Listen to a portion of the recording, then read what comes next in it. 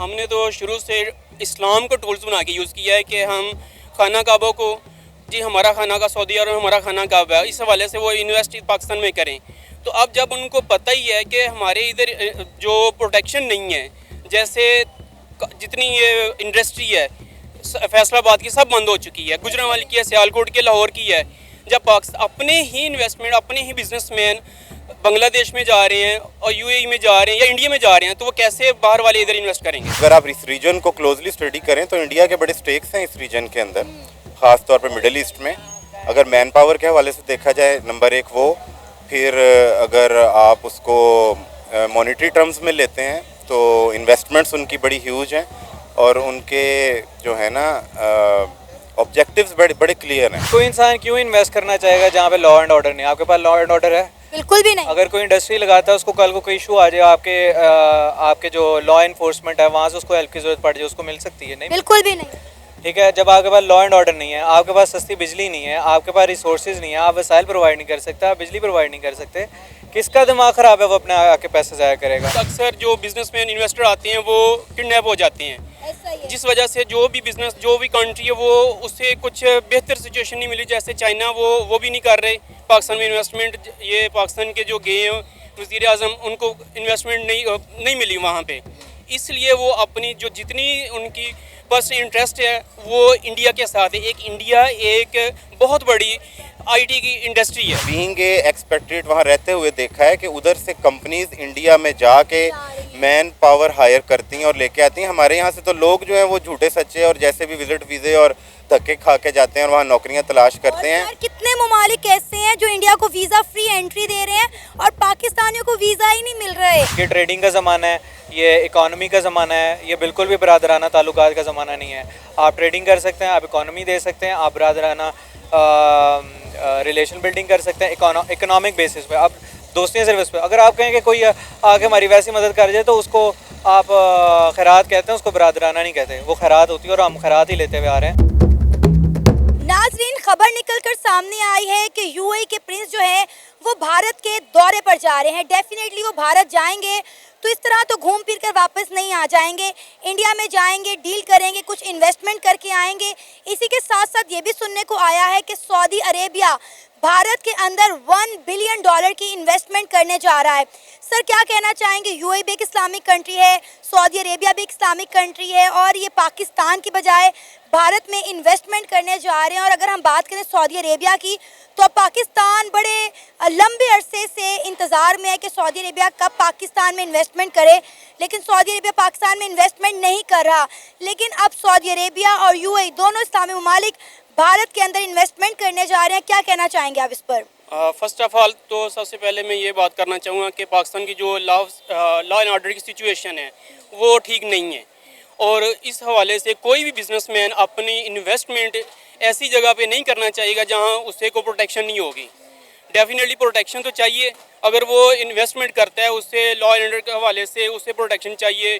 इधर सुनने में आता है कि अक्सर जो बिजनेसमैन इन्वेस्टर आते हैं वो किडनैप हो जाते हैं, जिस वजह से जो भी बिजनेस जो भी कंट्री है वो उससे कुछ बेहतर सिचुएशन नहीं मिली। जैसे चाइना वो भी नहीं कर रहे पाकिस्तान में इन्वेस्टमेंट। ये पाकिस्तान के जो गए हैं वज़ीर आज़म, उनको इन्वेस्टमेंट नहीं मिली वहाँ पे, इसलिए वो अपनी जो जितनी उनकी पर्सनल इंटरेस्ट है वो इंडिया के साथ है। एक इंडिया एक बहुत बड़ी आईटी की इंडस्ट्री है और वहाँ पे उसे ज़्यादा बेनिफिट है डिस्पाइट पाकिस्तान। आपको पता है कि इंडिया में आए रोज़ नए स्टार्टअप्स जो हैं वो लग रहे हैं, लिहाजा यूएई को और सऊदी अरेबिया को लगता है कि इंडिया के स्टार्टअप में अगर वो इन्वेस्ट करेंगे तो फ्यूचर में इंडिया के स्टार्टअप जो हैं वो रूल करेंगे। लिहाजा उनको एतमाद है कि उनका जो है स्टार्टअप में पैसा जो लगाएंगे वो उन्हें जो है डबल होकर मिलेगा और वो ग्रो करेंगे। डेफिनेटली हर बंदा जो बिजनेसमैन होता है वो अपने बिजनेस पॉइंट ऑफ व्यू से यही सोचता है कि उससे ज़्यादा इंटर्न मिले जहाँ भी वो इन्वेस्टमेंट करे, चाहे वो पाकिस्तान में करे। एक छोटा बिजनेसमैन, एक दुकानदार, वो सोचता है कि मैं इस ऐसी जगह पे इन्वेस्ट करूँ जहाँ जैसे ये शॉप लगी हैं जिस पर आप आए हैं, तो हर आने वाला इधर आएगा, बिजनेसमैन इधर इन्वेस्ट करेगा। इसी तरह जो कंट्री है सऊदी अरेबिया, यूएई, वो इंडिया में कर रहा है क्योंकि वहाँ एक बहुत बड़ी इंडस्ट्री लग गई है बिजनेस की। तो आपको क्या लगता है कि ये इन्वेस्टर पाकिस्तान में कब आएगा? क्योंकि अभी तो कोई भी पाकिस्तान में इन्वेस्ट नहीं कर रहा, बल्कि जो इन्वेस्टर पाकिस्तान में था वो भी भाग के जो है या तो बांग्लादेश चला गया, कुछ फैक्ट्रियां इंडिया चली गई। देखना जैसे किसी को यही नहीं पता कि जो पाकिस्तानी हुक्मरान है वो कौन है, कैसे हैं, कौन चला रहा है इस मुल्क को, कौन रन कर रहा है, वो कोई नहीं है इधर। जो बैठे हैं वो भी कहते हैं हमें नहीं पता हमें कौन रन कर रहा है, हम तो आए नहीं इधर बिजनेस ये मुल्क को चलाने के लिए। तो इसलिए जब कोई इधर है ही नहीं, बेहतर स्टेबिलिटी नहीं है बिजनेस के हवाले से, तो कौन इधर आएगा। लेकिन सर देखिए, सऊदी अरेबिया और यूएई इस्लामिक कंट्रीज हैं और हमने हमेशा ये कहा है कि इस्लामिक कंट्रीज़ को एज आ इस्लामिक कंट्री पाकिस्तान को सपोर्ट करना चाहिए, लेकिन हमने देखा है कि तमाम इस्लामी ममालिक का झुकाव पाकिस्तान की बजाय इंडिया की तरफ बढ़ रहा है।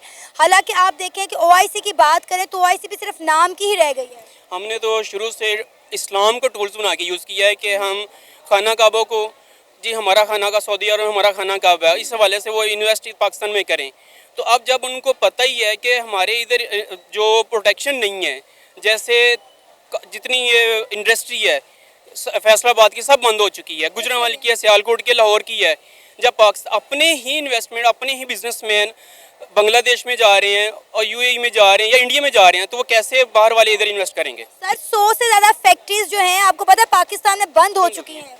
डेफिनेटली वो तो हर बंदे को पता है कि जितनी इंडस्ट्री बंद हो चुकी है इधर। इस तरह तो मुल्क का बेड़ा गर्क हो जाएगा। अब आप देखें कि कितने नौजवान हैं जो बेरोजगार फिर रहे हैं। अभी यहाँ पे जितने लोग खड़े हैं आप इनसे पूछ लें, आधे से ज़्यादा लोगों के पास डिग्री होगी लेकिन नौकरी नहीं है। तो जो देखें ना, जो हुक्मरान ही पढ़े लिखे नहीं हैं, तो फिर अवाम कैसे पढ़े लिखे आगे आएगी। तो वही सोचेगा जो हुक्मरान पढ़ा लिखा होगा, जिसको एजुकेशन की वैल्यू को पता होगा, तो वही आगे पढ़े लिखे लोग आएंगे ना। इनको तो चाहिए वो लोग जो करप्ट हों, जो इनके मफाद में इस्तेमाल हों। सर ऑलरेडी इंडिया के अंदर इतना इन्वेस्टर बैठा हुआ है, फिर भी इंडिया के प्राइम मिनिस्टर नरेंद्र मोदी आए रोज़ किसी ना किसी मुल्क के दौरे पर गए होते हैं और मजीद इन्वेस्टर खींच के अपने मुल्क के अंदर लाते हैं। इंडिया ने क्या करना है इतना इन्वेस्टर? ऑलरेडी इंडिया दुनिया की 5वीं बड़ी इकॉनमी बन चुका है, हर चीज़ में वो पाकिस्तान से 1000 गुना ज़्यादा आगे हैं। वो डेफिनेटली एशियन टाइगर बनने की तरफ जा रहा है, वो अपने मुल्क के लिए सोच रहे हैं। हमारे लोग वो नहीं सोच रहे। हम तो इधर से लेते हैं, IMF से कर्जा लेते हैं और बाहर चले जाते हैं, बस यही है। तो सर कब तक ये मामला चलते रहेंगे? जब तक हम खुद नहीं सोचेंगे, अपने मुल्क को आगे लेके जाएंगे, तब तक कुछ नहीं होगा। इन्वेस्ट नहीं इधर आएगी, इन्वेस्टर नहीं आएगा और बिजनेस आगे नहीं बढ़ेगा। हमारे देखिए जितने स्टूडेंट हैं वो बाहर चले गए, 7-8 लाख स्टूडेंट तो अभी जो चला गया बाहर। क्या नाम है सर आपका? मेरा नाम मोहम्मद जासिम है। क्या करते हैं आप? अभी तो मैं प्राइवेट जॉब कर रहा हूँ और फ़िलहाल तो यही है। अच्छा, आपको पता है कि सऊदी अरेबिया और यूएई पाकिस्तान को छोड़कर भारत में इन्वेस्टमेंट करने जा रहे हैं।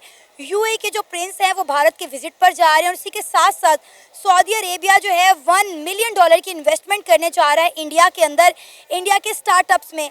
क्या कहना चाहेंगे? इस्लामिक कंट्रीज़ हैं और पाकिस्तान को छोड़कर ये इंडिया को प्रेफर क्यों कर रहे हैं? हालांकि पाकिस्तान एक लंबे अरसे से इस काविश में लगा हो कि किस तरह सऊदी अरेबिया पाकिस्तान में इन्वेस्टमेंट करें, लेकिन ना तो सऊदी अरेबिया के आला हुकाम पाकिस्तान में आ रहे हैं और ना वो पाकिस्तान में इन्वेस्टमेंट कर रहे हैं। जी बिल्कुल ठीक है। असल में बात ये है कि ये जो है ना पूरी ग्लोबल जो दुनिया है, ये एक्चुअली इसको हम जो ग्लोबल विलेज कहते हैं, तो ये ग्लोबल इकोनॉमी भी है। तो जो ग्लोबल इकोनॉमी है उसके अंदर रेपुटेशन ही सारी चीज़ जो है ना वो मैटर करती है। और दूसरी चीज़ बीइंग ए बिज़नेस प्रोफेशनल मैं समझता हूँ कि आपके जो पॉलिटिकल प्लस बिज़नेस स्टेक्स जो होते हैं ना वो मैटर करते हैं। तो अगर आप इस रीजन को क्लोजली स्टडी करें तो इंडिया के बड़े स्टेक्स हैं इस रीजन के अंदर, ख़ास तौर पे मिडिल ईस्ट में। अगर मैन पावर के हवाले से देखा जाए, नंबर 1 वो, फिर अगर आप उसको मॉनेटरी टर्म्स में लेते हैं तो इन्वेस्टमेंट्स उनकी बड़ी ह्यूज हैं और उनके जो है ना ऑब्जेक्टिव्स बड़े क्लियर हैं। मैं ख़ुद 13 साल मिडिल ईस्ट में दुबई में रहा हूँ और बड़ा क्लोजली मैंने उनकी इकोनॉमीज़ को देखा है। मिडिल ईस्टर्न कंट्रीज़ जो है ना, they go for their economic interest only. दीन का, मज़हब का इस बात से कोई भी ताल्लुक़ नहीं है और ये आजकल की बहुत बिटर हकीकत है। इस चीज़ को हमारी जो रिजीम है, जो कोई भी है, what ever is that, army backed है या जो भी आजकल पावर में हैं, वो लोगों का इतना ना इदराक है, ना उनकी सोच है, ना उनकी इस विजन हम को। लोग तो ये समझते हैं कि काफिर के साथ हम तजारत क्यों करें, काफिर के साथ हम बातचीत क्यों करें। आप देखें जितने भी इस्लामी ममालिक हैं, भी टच भी देना चाहती हैं तो मैं आपको बताना चाहूँगा, नबी पाक सल्लल्लाहु अलैहि वसल्लम ने यहूदियों के साथ भी तिजारत की है, गैर मुस्लिमों के साथ भी की है तिजारत। इस्लाम कतन मना नहीं करता, लेकिन हमारे जो ऑब्जेक्टिव जो हमारे मकासद हैं और ऑब्जेक्टिव्स हैं ना, वो they are not very clear. हम लोग जो हैं वो हमारा बेसिकली हमारी मिशन स्टेटमेंट ही गलत है। हम वी आर बेगर्स। हमारे अपने प्राइम मिनिस्टर कहते हैं बेगर्स कांट बी चूजर्स। तो जब हमारे ये इमेज पूरी दुनिया में जाएगा तो किस तरीके से इन्वेस्टमेंट यहाँ आएगी। अब आपने बताया कि अब बहुत अरसा बाहर गुजार के आए हैं, तो वहाँ पे पाकिस्तानियों को किस तरह से ट्रीट किया जाता है, पाकिस्तान की क्या रेपुटेशन है, हम वो जानना चाहेंगे। पाकिस्तानियों की रेपुटेशन किसी ज़माने में बहुत अच्छी थी, और पाकिस्तानी जो है मिडिल ईस्ट की मार्केट में हर लिहाज से देवर डोमिनेंट। एक ज़माना था कि मिडिल ईस्ट के जो बैंक्स हैं, ख़ास तौर पे दुबई में हायर पोजीशंस पे पाकिस्तानी हुआ करते थे, लेकिन these things were backed by our governments. Strong governments थी और वो सपोर्ट भी करती थी अपनी पब्लिक को। लेकिन अब ये सूरत हाल है कि गवर्नमेंट्स वीक हैं, इनके इंटरेस्ट नहीं है, इनको पब्लिक से कोई इंटरेस्ट नहीं है, इनको फॉरेन इन्वेस्टमेंट से कोई वो लेना देना नहीं है, इनको रेमिटेंस से कोई गर्ज नहीं है कि आ रहा है पाकिस्तान के अंदर। अगर 1% ऑफ इकोनॉमी अगर हमारी खड़ी है तो वो रेमिटेंस के ऊपर खड़ी है। तो जब वो लोगों को वहाँ पर अगर ये लोग भी नहीं सपोर्ट करेंगे, और दूसरा जो पब्लिक वहाँ पर काम कर रही है, इन लोगों की बैड पॉलिसीज़ की वजह से गलत लोग वहाँ पर चले गए हैं, जो कि हमारे लिए बाइस शर्मिंदगी बन रहे हैं। रिसेंटली हम लोग सोशल मीडिया पे, प्रिंट मीडिया पे और इलेक्ट्रॉनिक मीडिया पे आजकल बहुत देख रहे हैं कि जी बैगर्स बहुत चले गए हैं। ऐसा तो पहले नहीं था। सर, सऊदी अरेबिया ने साफ साफ हमारी गवर्नमेंट को बोला है कि आप भिखारियों को, बेरोजगारों को और बीमार लोगों को हमारे मुल्क में ना भेजें। अब आप ये देखें कि सऊदी अरेबिया की सोच क्या है। एक तरफ वो हमारे हुक्मरानों को ये कह रहे हैं, दूसरी तरफ वो इंडिया के अंदर $1 मिलियन की इन्वेस्टमेंट करने जा रहे हैं, क्योंकि उनका मानना ये है कि इंडिया के जो स्टार्टअप्स हैं वो फ्यूचर में रूल करेंगे और उनकी बड़ी ग्रोथ होगी, लिहाजा वो पाकिस्तान को छोड़कर इंडिया में इन्वेस्टमेंट करने जा रहे हैं। बिल्कुल। और वो आप ये देखें कि एक कॉरिडोर बना रहे हैं यहाँ से, जो कि हमने तो सुना है, आई डोंट नो कि ये वर्केबल है भी कि नहीं। एक जो रोड जो है वो अपने राजस्थान, ये गुजरात से जो लिंक अप करेगी और ऑब्वियसली बहरा अरब से गुजर के जाएगी, जिसको कि कहते हैं जी बाय रोड वो लिंक अप कर रहे हैं। ज़ाहिर है उनके इतने स्टेक्स हैं। और ये मैंने वहाँ बीइंग ए एक्सपेट्रिएट वहाँ रहते हुए देखा है कि उधर से कंपनीज इंडिया में जाके मैन पावर हायर करती हैं और लेके आती हैं। हमारे यहाँ से तो लोग जो हैं वो झूठे सच्चे और जैसे भी विजिट वीज़े और धक्के खा के जाते हैं और वहाँ नौकरियाँ तलाश करते हैं। और कितने ममालिक ऐसे हैं जो इंडिया को वीज़ा फ्री एंट्री दे रहे हैं और पाकिस्तानियों को वीज़ा ही नहीं मिल रहे। आप देखें कि यूएई, जहाँ पे हर साल इतनी बड़ी तादाद में पाकिस्तान की लेबर जाती है, पढ़ा लिखा तबका जाता है, अब सब जो है हाथ पे हाथ रख के बैठे हुए हैं क्योंकि उनको कोई नौकरियाँ ही नहीं दे रहा। बिल्कुल ऐसा ही है। ये सारा कुछ देखें जो होता है ना, वही मैं अगेन यही कहूँगा कि it's backed by our governments. मजबूत हुकूमतें जो है ना वो अपने लोगों को दुनिया में रिप्रेजेंट करती हैं। अगर हुकूमतें कमज़ोर हों तो उनकी पब्लिक भी जो है वो पूरी दुनिया में इसी तरह, मैं तो कहूँगा ज़िल्लुल ख्वार होती है। इट्स अ बिटर वर्ड, लेकिन ये है कि इट्स अ हार्श रियलिटी। हम लोग उनके जो है ना किसी भी स्टेज पे, किसी भी लेवल पर हम लोग पाकिस्तानी नहीं आते, ना वो हमें कंसिडर करते हैं। हम लोग थर्ड फोर्थ जो है ना वो जनरेशन की कंट्री रह गए हैं, क्योंकि आपके सामने ही है कि रीजन के अंदर जिस किस्म की पॉलिटिकल और इकोनॉमिक ग्रोथ हो रही है, चाइना है, इंडिया है, और इन लोगों के अपने स्टेक्स हैं। पाकिस्तान तो इट्स अ बफर स्टेट, बस ठीक है जी, हम लोगों को तो डॉलर्स आते हैं, डॉलर्स में हमारे हुक्मरान जो याशियाँ करते हैं, और यही कुछ सारा कुछ चल रहा है। सबको पता है, इसमें तो कोई ढुकी छुपी बात है। कभी हम कोई उम्मीद व्यवस्था रखें कि यूएई या सऊदी अरेबिया पाकिस्तान में इन्वेस्टमेंट करने का सोचेगा? देखिए मेरी बात सुने कि दुनिया ख़त्म तो नहीं ना हो गई, और यही पाकिस्तान है। 60s के अंदर हमारा डंका बजता था और दुनिया कराची आया करती थी। कराची जो है एक बड़ा खूबसूरत हब था और मशहूर था। मैं वहाँ पर कई ऐसे लोकल्स को मिला हूँ जो कि जिन्होंने मुझे बताया कि वो 60s में और 70s में, जबकि हमारी पॉलिटिकली स्ट्रॉन्ग गवर्नमेंट्स थी और वो चाहे आर्मी की गवर्नमेंट थी, लेकिन हमारा एक इमेज था। वो आते थे यहाँ पर, आके तो इन्वेस्टमेंट्स भी करते थे और हमारे खूबसूरती थी मुल्क की, हमारा एक नाम था, इज़्ज़त थी। इस वक्त नहीं है, लेकिन देखें इंसान या कौमें अपनी गलतियों से सीखती हैं। आजकल जो रिजीम कर रही है या जो कुछ हो रहा है, मे बी कि हमारी जो यंग जनरेशन, देखें 60% हमारी जो पॉपुलेशन है वो it's consist of young people, तो वो लोग ये देख रहे हैं सब कुछ, वो आंखें बंद करके तो नहीं बैठे और वो हमसे ज़्यादा विजिलेंट है। मैं अपनी 50s में हूँ, तो जो इस वक्त 20s में या 30s में जो नौजवान है उसका खून जलता है, वो कुड़ता है, वो ये सोचता है कि ये सब क्या हो रहा है। और सर बड़ा बुरा लगता है जब पाकिस्तान को इंटरनेशनल लेवल पर बेकारी दहशतगर्द कह के बुलाया जाता है। ये इसके लिए जो हमारी मौजूदा स्टेक होल्डर्स हैं दे आर रिस्पॉन्सिबल। तो सर इसलिए तो हमने पाकिस्तान नहीं बनाया था ना। हम वही बात आ जाती है, हम लोग मायूस नहीं है। इन लोगों ने कौन सी कोई ये जिसे कहते हैं फिरौन का भी एक वक्त था, दुनिया से चला गया, इनका भी एक वक्त है जब ये लोग ख़त्म हो जाएंगे। ये जो ये 3-4 फैमिलीज़ जिन्होंने अपना एक कार्टेल या एक अपना एक बनाया हुआ और एक वो पॉलिटिकल स्टंट और सारा कुछ वो जो कर रहे हैं, ये that is not for ever. आज 5 साल 10 साल 20 साल बाद ये सब चेंज हो जाएगा, तो फिर जो नई, मुझे तो नेक्स्ट जनरेशन से आने वाली पौध से बड़ी होप है कि हमारा इमेज रिस्टोर भी हो सकता है। ऐसा नहीं है हम पाकिस्तान के अंदर किस चीज़ की कमी है, टैलेंट की कमी है कि नहीं है। हमारा यंग नौजवान ही है ना जो कि अभी एक वर्ल्ड रिकॉर्ड बना के आया। इसी तरह हमारी एक बच्ची है जिसने, ये चीज़ें मीडिया पे नहीं आती कि जो यंगस्टर्स हमारे जो अचीवमेंट्स कर रहे हैं, तो लेकिन ये है कि ये लोग जब इनकी बारी आएगी तो इंशाल्लाह सारी चीज़ें रिस्टोर हो सकती हैं और हम लोग जो हैं पाकिस्तान वो क़यामत तक रहने के लिए बना है, ये हमारा बिलीफ है और इंशाल्लाह रहेगा और हम लोग वी विल कम बैक इंशाल्लाह। सर क्या नाम है आपका? समी नाम है जी मेरा। समी क्या करते हो आप? मैं गेम डेवलपर हूँ। ज़बरदस्त। इस वक्त मुल्क के क्या हालात हैं, पाकिस्तान में कितना इन्वेस्टर आ रहा है और कितना पाकिस्तान से भाग के जा रहा है? इन्वेस्टर तो आ ही नहीं रहा, जो है यहाँ पे, इवन जो यहाँ पे स्टूडेंट्स हैं उनको अपना कोई फ्यूचर नज़र नहीं आता। मतलब इवन जब मैं my self was a student, तो अभी भी हम लोग जो मार्केट की सिचुएशन देखते हैं, जितने मर्जी पैसे कमा लें, हम लोग एक बेसिक लाइफ नेसेसिटीज़ जो है मैनेज नहीं कर सकते। जो पढ़ा लिखा तबका है, जो अच्छे पैसे कमाता है, वो आज भी जो है वो एक गाड़ी, एक घर, जो बेसिक लाइफ की नेसेसिटीज़ है वो फॉलो नहीं कर सकता। तो इन हालात में रहते हुए मेरा नहीं ख्याल मैं पाकिस्तान में सर्वाइव कर सकता हूँ। मेरा ख्याल है जिसको भी मौका मिलेगा पाकिस्तान से बाहर जाने का, वो 1 सेकंड से पहले उस अपॉर्चुनिटी को अवेल। पाकिस्तान को तो इन्वेस्टर की ज़रूरत है ना, ताकि हमारे मुल्क के हालात बेहतर हो सके। जैसे आप जैसे कई नौजवान हैं जो मुल्क छोड़ के चले गए, आप भी जाने को तैयार हैं, मुझे मौका मिलेगा तो मैं भी चली जाऊंगी।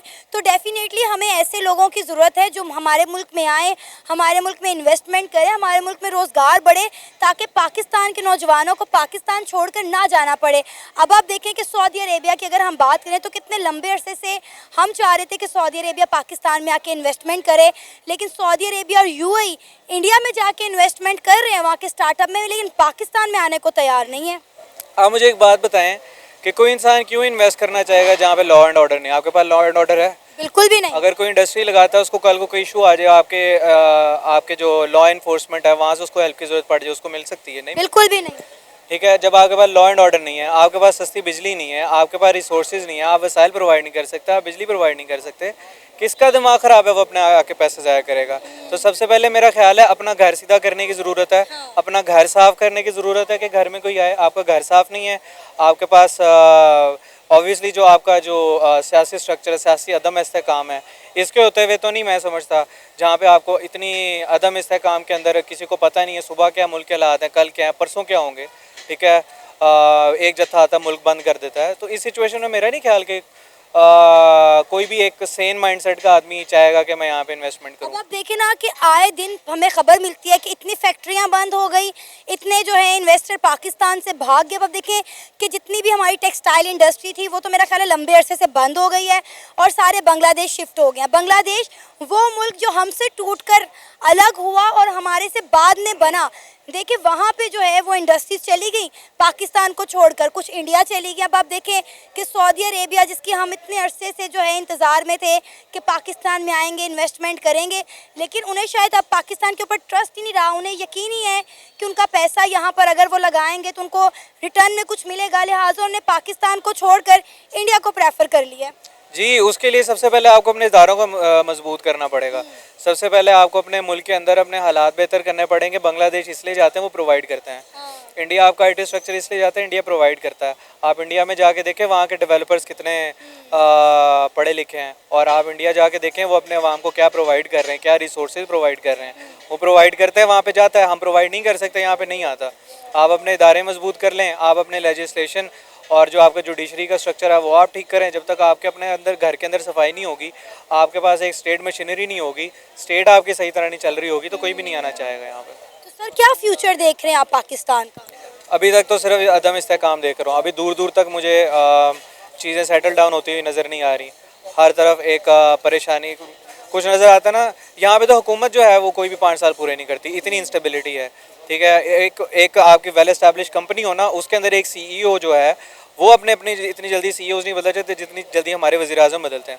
और यही मेरा ख्याल है हमारे मुल्क की तबाही की सबसे बड़ी वजह है कि हमारे मुल्क में पॉलिटिकल स्टेबिलिटी नहीं है। जी, पॉलिटिकल स्टेबिलिटी नहीं है। आपका वज़ीर-ए-आज़म ऐसे चेंज होते हैं जैसे कि आपने पता नहीं किसी दुकान के अंदर किसी को दुकानदार चेंज किया। आपके अंदर मुल्क के अंदर जो है ना, उसकी इतनी वज़ीर-ए-आज़म को नहीं पता मैं कल हूँ या परसों हूँ या नहीं हूँ, उसके पास खुद इतनी पावर नहीं है।